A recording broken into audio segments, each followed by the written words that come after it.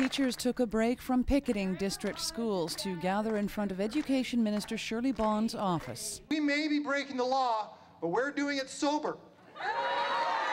And there were representatives from a whole host of labour unions, the BCGEU, the Steelworkers, the Hospital Employees Union and CUPE, to name a few. They were on hand to support striking teachers who walked off the job Thursday to protest Bill 12. Bill 12 imposes a contract on BC's 42,000 teachers. This government is bullying the teachers of Prince George and the province. This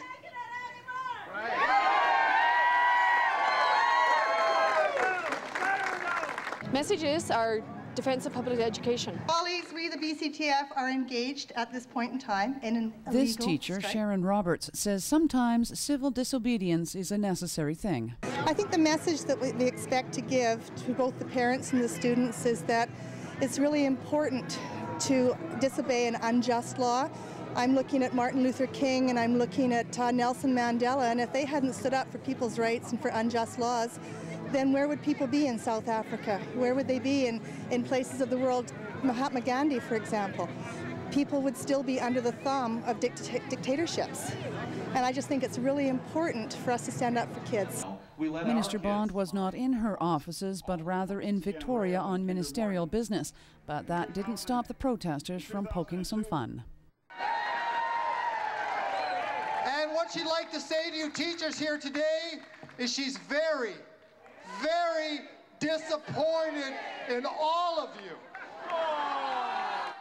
First Vice President of the Prince George District Teachers Association, Matt Pierce, says teachers just want to talk. It's all we've said for 15 months. The government has decided to never sit down with us in a realistic manner, and we're here to be loud and proud that we're defending public education. We want to talk about things that are going to make things better for kids and better for teachers, and we're not going to stop until discussions happen. And he says he hopes to see a resolution to this dispute sooner rather than later. Well, I hope in a week from now teachers are taking a vote to return to work. I hope it happens sooner than that.